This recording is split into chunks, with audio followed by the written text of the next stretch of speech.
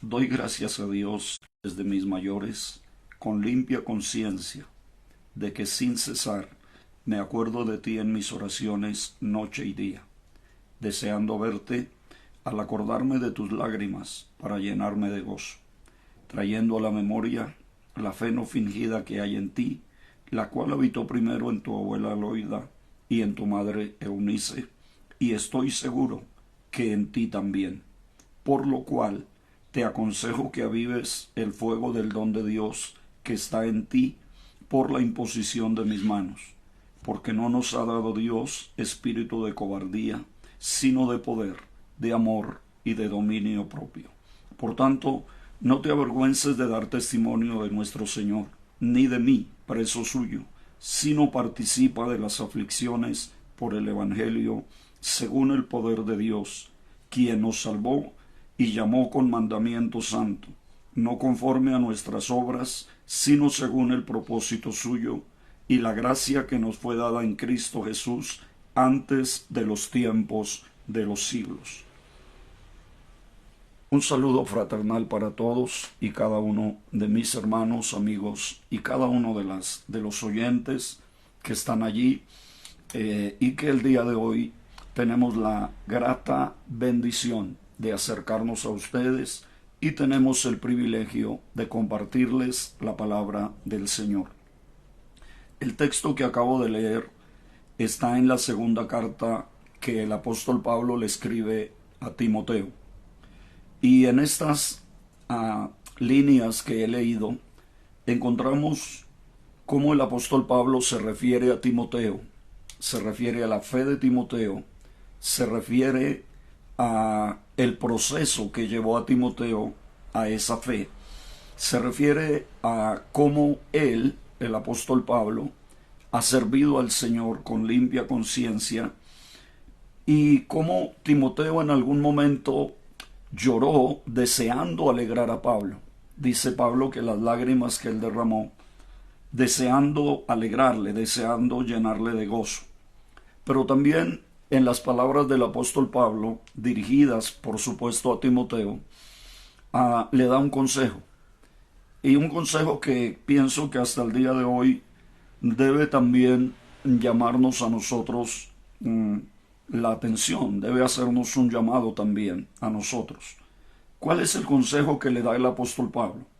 El consejo que le da el apóstol Pablo es que avive el fuego del don de Dios que está en Timoteo.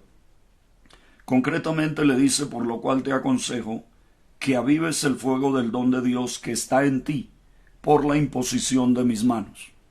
Y luego le da una razón por la cual debe avivar ese fuego.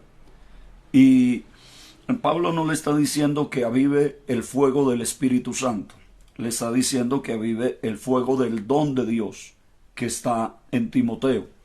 Y el siguiente verso dice, porque Dios no nos ha dado espíritu de cobardía, sino de poder, de amor y de dominio propio. Hay tres cosas allí que Pablo de alguna manera le expresa a Timoteo, que son las razones por las cuales debe avivar el fuego del don de Dios que está en él. Y le dice, porque Dios no nos ha dado espíritu de cobardía. Es decir, que Pablo le está haciendo un llamado a Timoteo para que haya un despertar de aquello que Dios le dio y que está en la vida de Timoteo. No se puede avivar el fuego que no existe. No se puede avivar el fuego que no se tiene. No se puede avivar el fuego que todavía no se ha experimentado. O sea, Pablo le está hablando a Timoteo de algo que Timoteo tiene, que Timoteo ha recibido, pero que de alguna manera y por alguna razón, quizá ese fuego, así lo llama Pablo, el fuego del don de Dios, quizá por alguna razón ha estado menguando en la vida de Timoteo. Y ese menguar del fuego del don de Dios está produciendo en Timoteo una condición que no es la apropiada para alguien que está en el servicio de la obra del Señor. ¿Y qué le dice el apóstol Pablo? Porque Dios no nos ha dado espíritu de cobardía. Note que la palabra espíritu allí está en minúscula. porque muchas veces cuando leemos la palabra espíritu, siempre tenemos la tendencia a pensar en el Espíritu Santo, pero nos olvidamos de algo que hay en cada uno de nosotros, y es ese algo que se llama espíritu. De hecho, la Biblia nos muestra en algunas ocasiones que fue necesario que Dios despertara el espíritu de alguien, que Dios motivara a alguien. Y con relación a Josué, dice la Biblia en el libro de Números, que Josué iba a ser el sucesor de Moisés, y una de las razones que Dios da para que sea Josué el sucesor de Moisés es porque Dios dice que en él, en Josué, hay espíritu.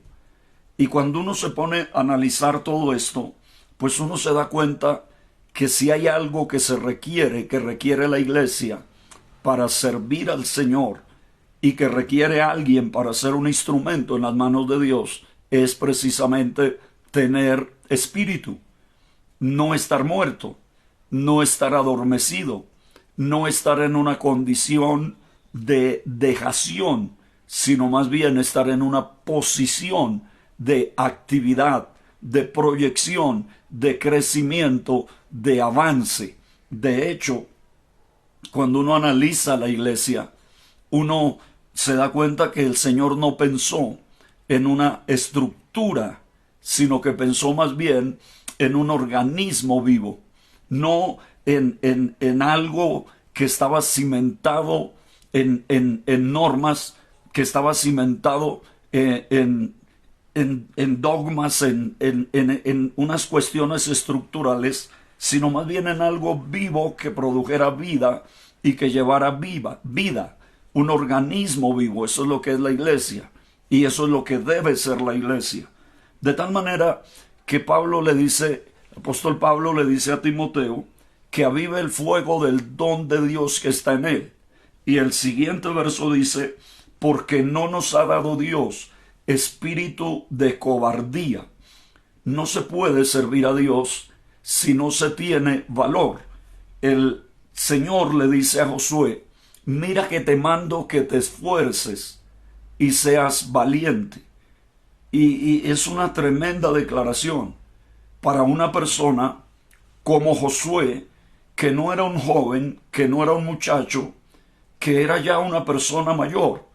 Posiblemente Josué podría tener más de 60 años cuando se convierte en el sucesor de Moisés.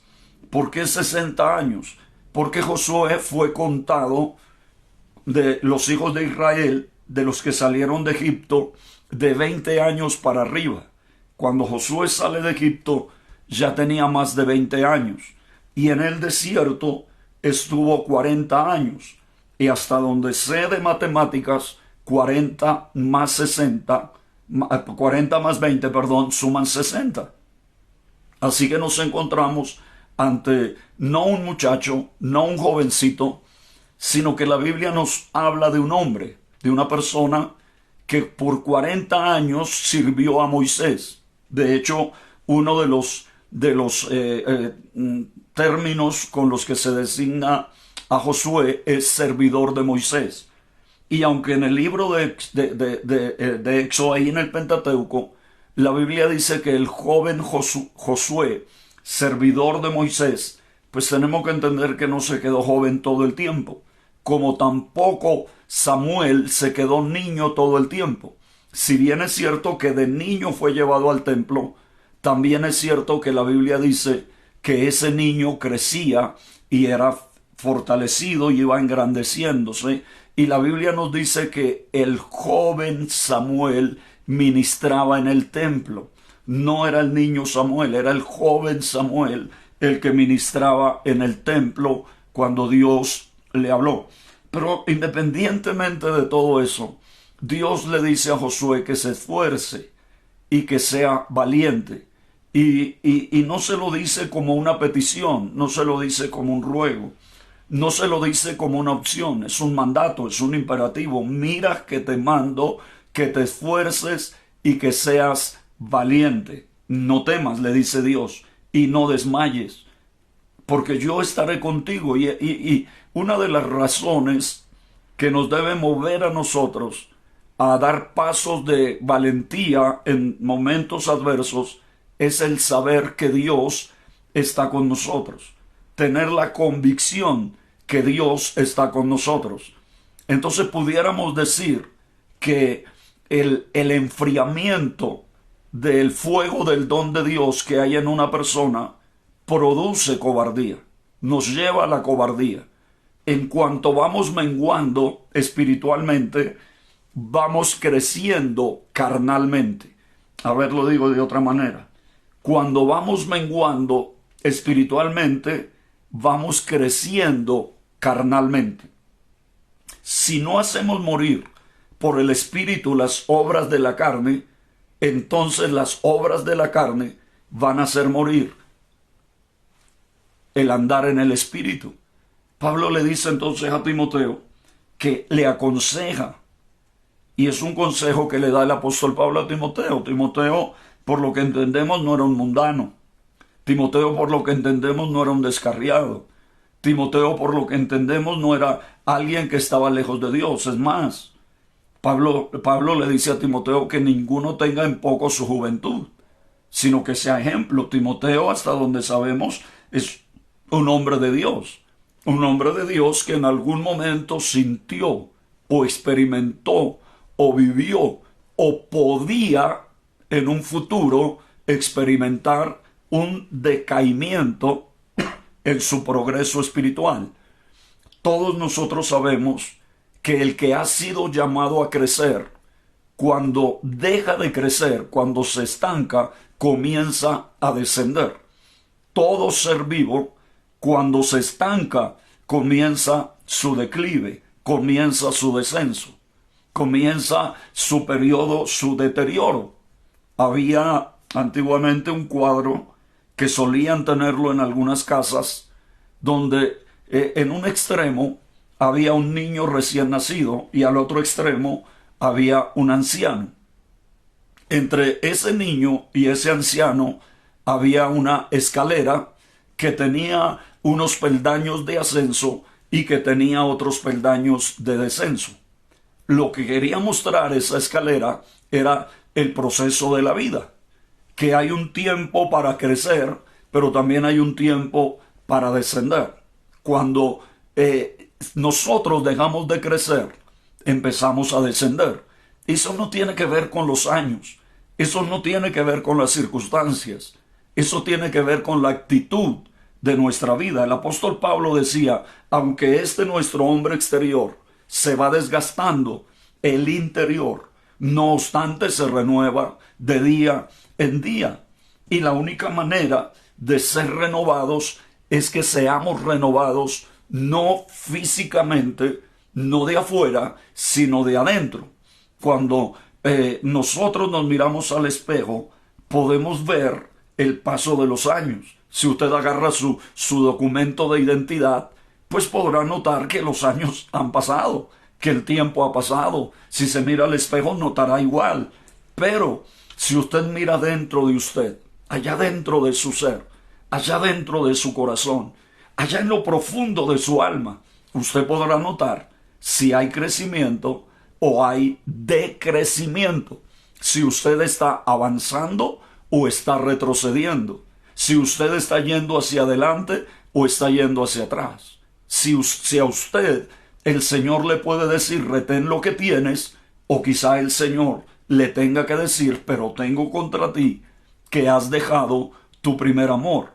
No es que has perdido tu primer amor, sino que lo dejaste de lado. Te ocupaste en tantas cosas, te metiste en tantas cosas, que dejaste de lado lo más importante, que es el amor. Tengo contra ti, le dice el Señor a la iglesia de Éfeso, que has dejado tu primer amor. Pero también hay un llamado: mira por tanto de dónde has caído, porque dejar el primer amor es una caída. No solamente es una caída el adulterio, la fornicación, no solamente es una caída la mentira, el engaño, el robo, también es una caída el dejar de lado el primer amor, el dejar de lado aquella pasión, si me permite decirlo así, espiritual que nos trajo a Cristo, que nos trajo al Señor. Aquel anhelo, aquella necesidad profunda en nuestro corazón que nos trajo al Señor. Cuando recién nos convertimos al Señor, no hablo del cristianismo liviano, flojo, mediocre, oportunista del día de hoy. Hablo del cristianismo del ayer. Hablo del cristianismo de algunos años atrás. Lo que nos trajo al Señor fue ese deseo profundo en nuestro corazón de Él, en nuestra alma de Él, en nuestro anhelo de llenarnos de Él, de tenerlo a Él en nuestra vida. Hoy hay un evangelio mercantilista, un evangelio donde se ofrece al mejor postor la salvación, al mejor postor el Espíritu Santo, al mejor postor incluso la salvación. Incluso a Cristo se le subasta hoy en día. Y eso está llevando a un cristianismo liviano, a un cristianismo mediocre, a un cristianismo sin crecimiento. Y no estoy hablando de llenar locales. Llenar locales es algo que cualquiera puede hacer. Lo hacen los católicos, lo hacen los musulmanes, lo hacen las falsas doctrinas, lo hacen, qué sé yo, todo tipo de gentes, lo hacen los artistas, lo hacen los deportistas, cualquiera puede llenar locales de multitudes de personas. De hecho, si usted ha visto las noticias, notará que uno de los momentos donde más personas se congregan es en el Islam, cuando celebran su famosa fiesta del Ramadán, donde millones de personas de todo el mundo van allí a la Meca para hacer una peregrinación. Eso no tiene nada que ver con crecimiento. Crecimiento tiene que ver con lo que está sucediendo dentro del corazón de cada persona, dentro del corazón de cada uno de los que decimos seguir a Cristo. Crecimiento tiene que ver con esa revolución interna, esa revolución permanente, constante, que se genera dentro del corazón de una persona que de verdad ha conocido al Cristo de la gloria. Quizá a eso se refería el Señor cuando dijo que de su interior, de aquella persona, correrían como ríos de agua viva, y el que bebiere del agua que Él da no tendría sed jamás, sino que habría en aquel que beba de esa agua una fuente que salte para vida eterna. Es que nos hemos conformado con ver el show, el espectáculo evangélico, pero nos hemos olvidado de llenar nuestra alma, de llenar nuestra vida, de llenar nuestro corazón, de llenar nuestro ser del poder y de la gloria de ese Dios al que decimos amar, al que decimos honrar, al que decimos, y escuche lo que estoy diciendo, al que decimos servir, pero que muchas veces nuestro servicio está siendo desviado y está siendo llevado a hacernos pensar que estamos sirviendo a Dios. Saulo de Tarso pensaba que servía a Dios cuando perseguía a la iglesia. En cuanto a celo, dice él, celo por las cosas de Dios. En cuanto a celo, perseguidor de la iglesia. O sea, Saulo no tenía en su mente que estaba en contra de Dios. Saulo tenía en mente que estaba sirviendo a Dios. Y tal vez quienes lo motivaban pensaban lo mismo. Estamos sirviendo a Dios, impidiendo que la gente se vaya en pos de ese Jesús a quien mataron. El asunto es cuando Saulo de Tarso se encuentra con Jesús y se da cuenta que no está persiguiendo a un grupo de gentes, a los del camino, sino que está persiguiendo al Señor, está persiguiendo a Jesús. Yo soy Jesús a quien tú persigues. ¿Y cómo alguien puede decir que sirve a Dios y está persiguiendo a los que siguen a Cristo? ¿Cómo alguien puede decir que sirve a Dios y está persiguiendo a los que quieren y aman a Dios y quieren acercarse a Dios. Es importante que nosotros entendamos realmente qué es lo que significa servir a Dios y qué es lo que significa crecer en el Señor. Porque algunos no están creciendo, algunos están retrocediendo. Hoy no son mejores que ayer, hoy son peores que ayer. Hoy no son más santos que ayer, hoy están más disfrazados de santos que ayer. Hoy no están más llenos del Espíritu Santo, hoy están más llenos de otros espíritus y no del Espíritu Santo. Y no hablo de demonios, porque ese es otro tema. Pero, por ejemplo, alguien que está lleno de avaricia, tiene un espíritu de avaricia. Su espíritu es un espíritu de avaricia, de falsedad, de tantas cosas.